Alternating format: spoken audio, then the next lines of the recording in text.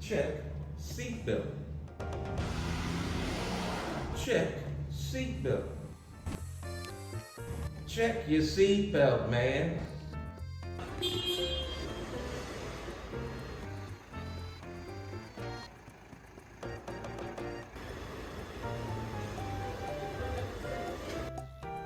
Didn't you hear me to tell you to put your seatbelt on?